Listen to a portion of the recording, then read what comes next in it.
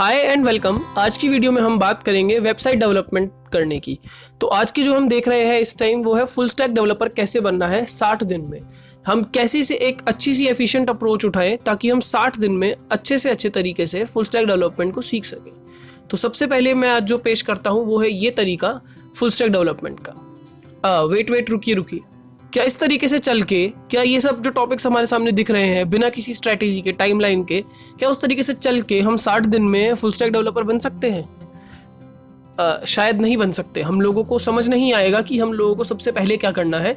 तो एक काम करते हैं, इस अप्रोच को थोड़ा सा सिंप्लीफाई करते हैं और हर चीज़ को इतना सिंप्लीफाई कर देते हैं कि एक एक टॉपिक को पर्टिकुलर टाइमलाइन के साथ प्रिपेयर करें ताकि हम लोगों को कोई इशू ना रहे 60 दिन के बाद और अच्छे से फुल स्टैक डेवलपमेंट हमारी प्रिपेयर हो जाए।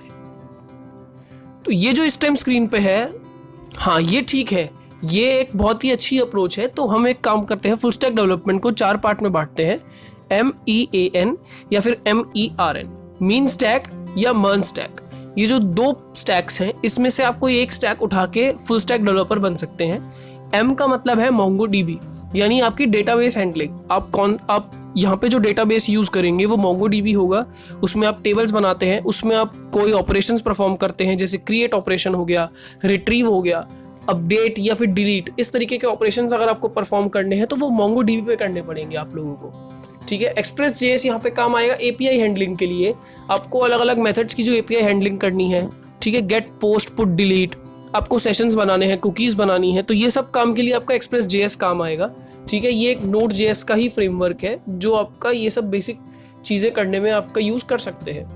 Node.js आपका पूरे बैकएंड के लिए काम आने वाली है। प्रोमिसेस, कॉलबैक्स, जो भी हम फंक्शंस लगाएंगे, जो भी हम चाहे हम एसिंक्रोनस फंक्शन लगाएं चाहे सिंक्रोनस फंक्शन लगाएं, उस सब चीज़ों में हमारी Node.js काम आने वाली है।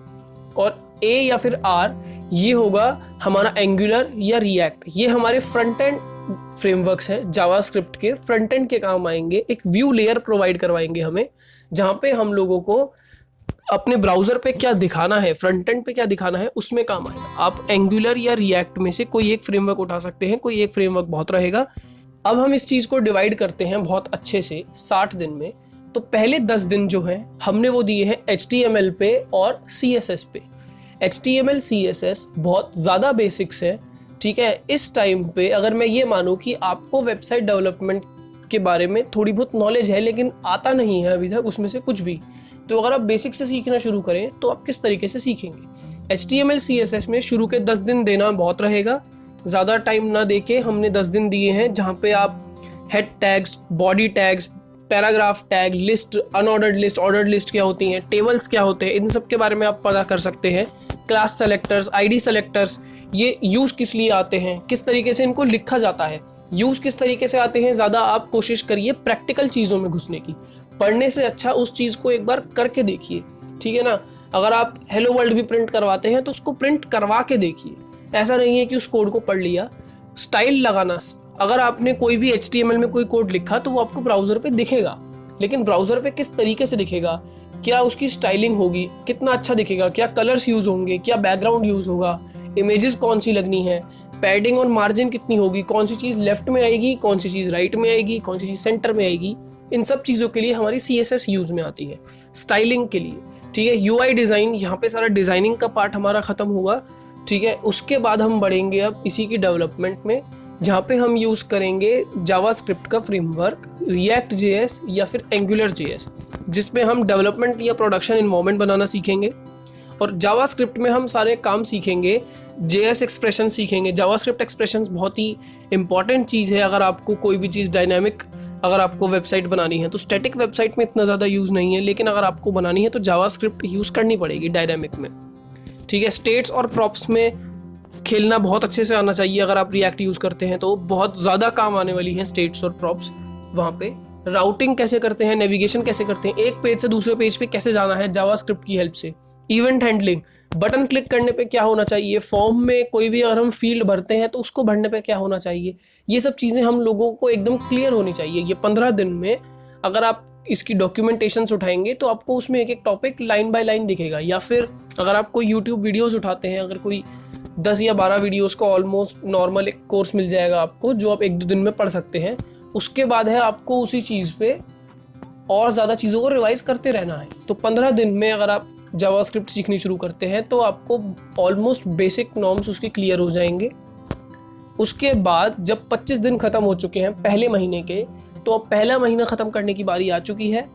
तो बाकी के जो बचे हुए 5 दिन हैं हम उसको दे रहे हैं फ्रंट एंड प्रैक्टिस करने में, जहाँ पे आपने HTML, CSS, जावास्क्रिप्ट को पढ़ लिया है, आपको पता चल गया है कि इसमें हमने क्या क्या करना है। जो हमें ब्राउज़र पे दिखेगा वो सारा हमारा फ्रंट एंड होगा। तो इसमें करें क्या? तो ज़्यादा कुछ करने की ज़रूरत नहीं है। HTML और CSS को यूज़ करके एक बेसिक लैंडिंग पेज बनाना सीख लीजिए। अगर आपकी कोई वेबसाइट है उसका फ्रंट पेज होगा, उसमें क्या क्या चीज़ें डिटेल्स होंगी, अच्छे से बैकग्राउंड के साथ और पूरे ठीक तरीके से। अगर आप ये कहें कि आप एक अच्छा लैंडिंग पेज बनाएंगे तो आप वो किस तरीके से बनाएंगे ये कर सकते हैं। उसी स्टाइलिंग साथ साथ यूज़ करके आप एक काउंटर ऐप बना सकते हैं रिएक्ट में या एंगुलर में, जहाँ पे आप एक माइनस और प्लस का बटन दें और उस काउंटर को बना सकें। एक नॉर्मल API आपको कोई भी पहले से बनी हुई बहुत सारी APIs होती हैं जो ऑनलाइन आपको मिल जाएंगी। कोई API उठाइए और उस API को कॉल कीजिए हमारे जावास्क्रिप्ट फ्रेमवर्क में। उसके थ्रू कॉल करके उस डाटा को जो वहाँ से आएगा उसको एक बार लिस्ट करवा के देखिए पेज पे, किसी भी नॉर्मल पेज पे। तो अगर आप ये काम कर जाएंगे तो आपको एक बेसिक API हैंडलिंग आ जाएगी, ठीक है। इवेंट हैंडलिंग आ जाएगी, जहाँ पे आप काउंटर ऐप में इवेंट्स को हैंडल करना सीख जाएंगे। स्टाइलिंग आ जाएगी, आपको पेज की डिज़ाइनिंग समझ में आ जाएगी। तो ये काम के साथ आपका फ्रंट एंड ऑलमोस्ट ओवर हो चुका होगा।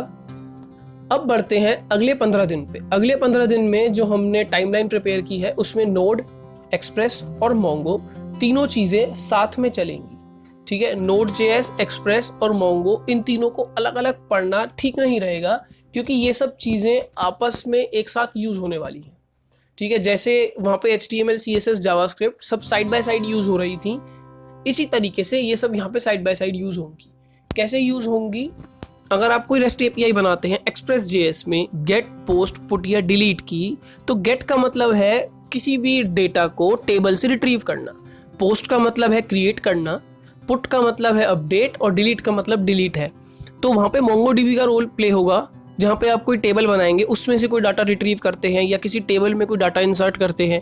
इस तरीके से उन दोनों का यूज़ वहाँ पर आएगा और वो किसी फंक्शंस में होंगे, यानी कॉल बैक लगेंगी, उसमें प्रोमिसेस लगेंगे। किस तरीके से अगर कोई एरर आती है, ठीक है ना, तो एरर आने पे क्या होगा, अगर वो रिक्वेस्ट का कोई सही रिस्पॉन्स आ जाता है तो क्या होगा, ये सब चीज़ें आपको वहाँ पे देखनी पड़ेंगी।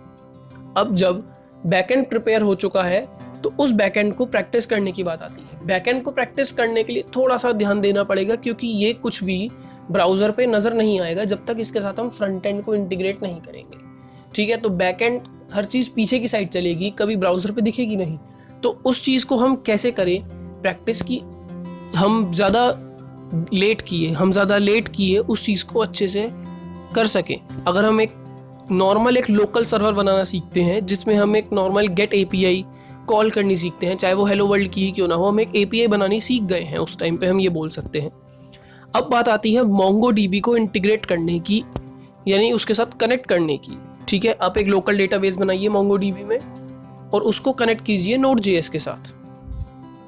अब एक नॉर्मल सा हम सिनेरियो लेके चलते हैं, basic user and login sign up, जहाँ पे आप एक टेबल बनाएंगे जिसमें यूज़र डाटा होगा। आप एक स्कीमा प्रिपेयर कर सकते हैं कि आपको उस यूज़र के लिए क्या क्या डाटा चाहिए।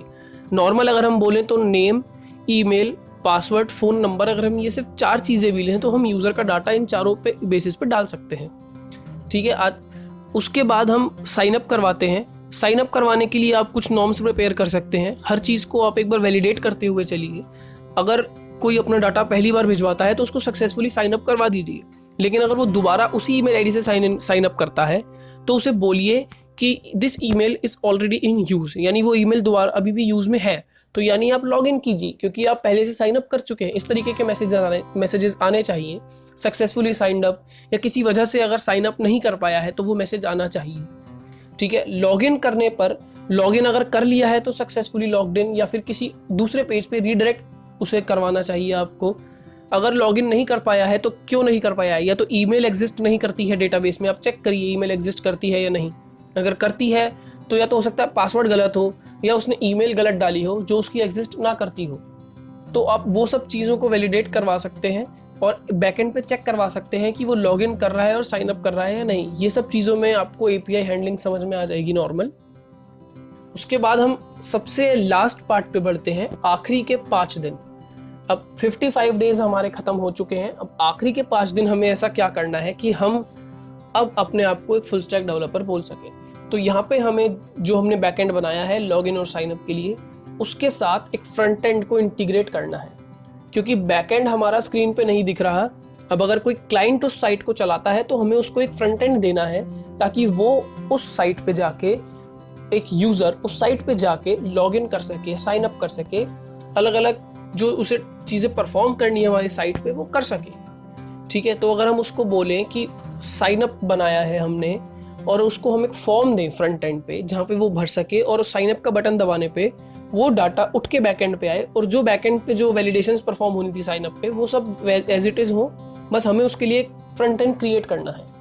ठीक है, जब उसका सक्सेसफुली साइन अप हो जाए तो एक मैसेज फ्रंट एंड पे यानी ब्राउज़र पे प्रिंट होना चाहिए कि उसने साइन अप कर लिया है, और वो रीडायरेक्ट होना चाहिए लॉगिन पेज पे।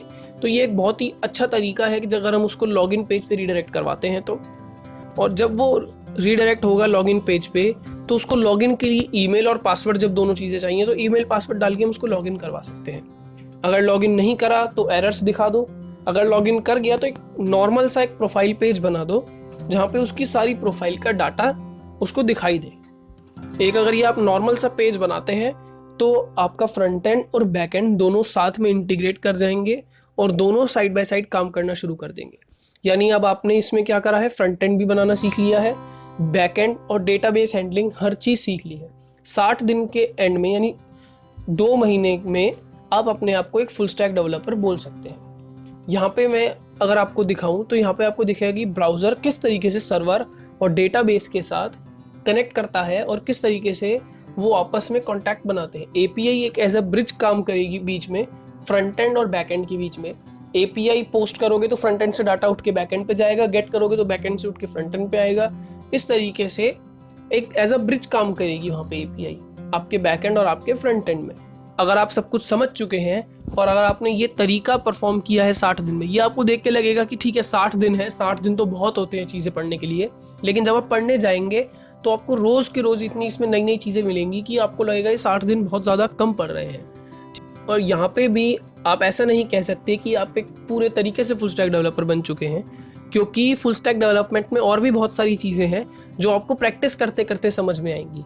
तो अभी आपके बेसिक्स सारे क्लियर हो चुके होंगे, लेकिन इसके बाद मैं ये कहूँगा कि प्रोजेक्ट्स उठाते रहिए और उन पे काम करते रहिए। सिर्फ पढ़ने से काम नहीं चलेगा कोडिंग में, उन पे हमें प्रोजेक्ट्स बनाने बहुत ज़रूरी हैं। अब जब ये सब आपकी चीज़ें हो चुकी हैं तो मैं कहूँगा कि इस चैनल को लाइक कीजिए, सब्सक्राइब कीजिए, और कमेंट में अगर कोई भी आपको परेशानी आती है तो आप मुझे लिख के बता सकते हैं कि अगर आपको कोई टॉपिक के बारे में पर्टिकुलर पूछना है या फिर ये टॉपिक कहाँ से पढ़ें या इसमें ये प्रॉब्लम आ रही है, तो मैं आपके सवाल के जवाब देने के लिए हमेशा यहाँ रेडी रहूँगा।